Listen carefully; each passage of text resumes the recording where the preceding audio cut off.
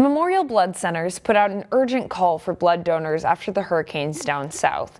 Today in Newsmakers, Shannon Slatton sits down with Memorial Blood Centers Phil Losacker about the need they expect to see. In a nutshell, Memorial Blood Centers is your community blood center. We serve 42 hospitals in Minnesota, and in western Wisconsin.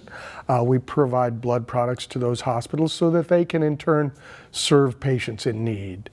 We have donor centers throughout the metro area in Maple Grove and Plymouth. That's our job, is to find donors who are willing to give of themselves so that people in our communities can do well. Sure.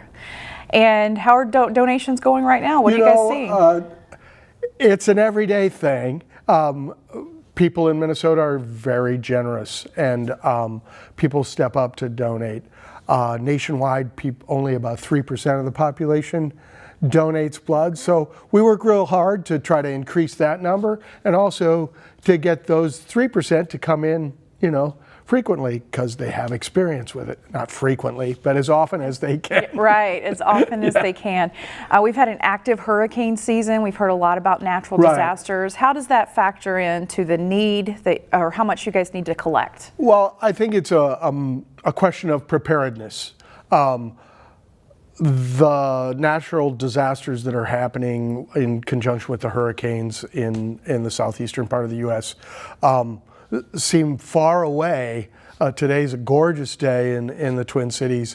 But what happens really is those areas can get inundated with floodwaters, and their ability to collect blood in the future gets compromised. So it's not so much that they need blood today, but a couple days from now, a week from now, a month from now, their inability to collect blood is pretty high, and people have other things that they're dealing with, certainly.